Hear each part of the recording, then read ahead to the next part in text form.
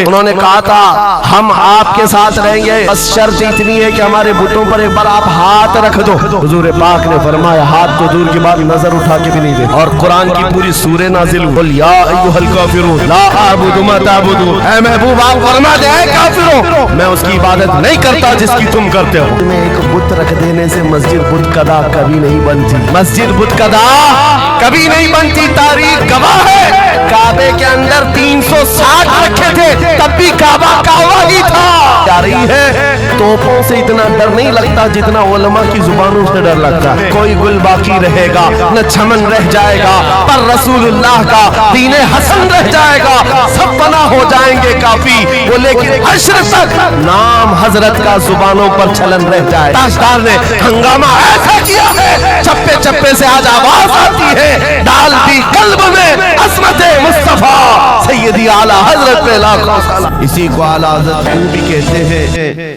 بارگاہ مصطفیٰ کریم صلی اللہ تعالیٰ علیہ وسلم میں، یا رسول اللہ تم ہو حفیظ و مغیث، کیا ہے وہ دشمن خبیث؟ تم ہو حفیظ و مغیث، کیا ہے وہ دشمن خبیث؟ تم ہو تو پھر خوف کیا، تم پہ کروڑوں درود۔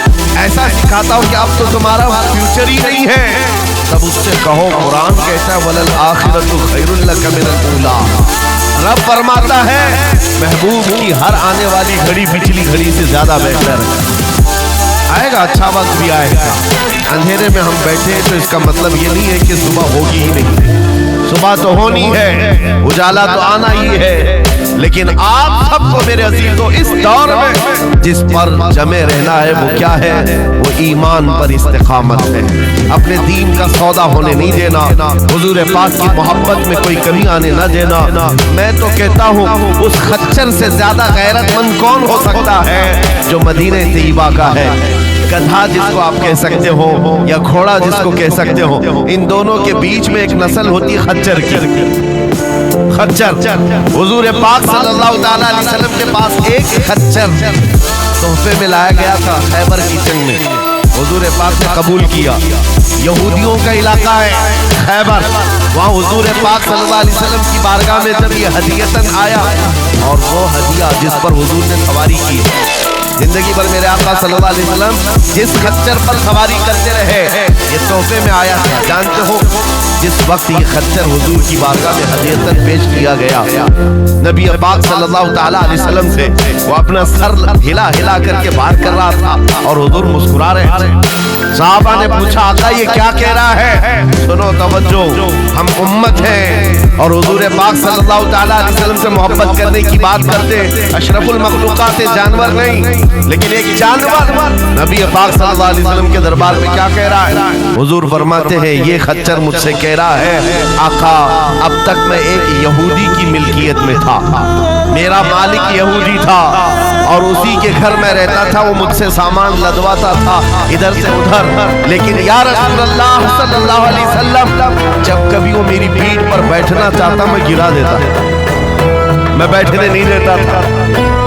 خچر کہہ رہا ہے یہودی میرا مالک تھا لیکن جب بھی وہ بیٹھنے کی کوشش کرتا میری پیٹھ پر میں اسے گرا دیتا۔ حضور فرماتے ہیں اس سے پوچھا ایسا تو کیوں کرتا تھا، ایسا تو کیوں کرتا تھا؟ سنو میرے عزیزوں، خچر کہتا تھا میں ان خچروں کی نسل میں ہوں کہ میرے باپ داداؤں کی پیٹھ پر اللہ کے نبی سواری کیا کرتے تھے، بنی اسرائیل کے انبیاء سواری کرتے تھے اور ان کی نسل کا میں آخری خچر ہوں اور سلسلہ انبیاء میں آپ آخری نبی ہیں۔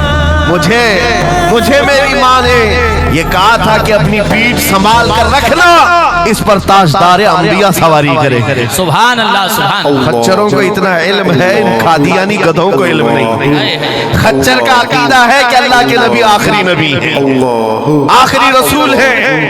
میرے عزیزوں اپنی پیٹھ کو سنبھال کر رکھا کہ کوئی اور بیٹھنے نہ پائے کہ اللہ کے رسول بیٹھنے والے، اور اس کے بعد آپ کو پتا ہے اس خچر پر سواری صرف رسول اللہ نے فرمائی، اور وہ خچر کتنا غیرت مند تھا، کتنا غیرت مند تھا کہ اس پیٹھ پر کسی اور آلائش کو اور ناپاکی کو کبھی گوارا نہیں کیا۔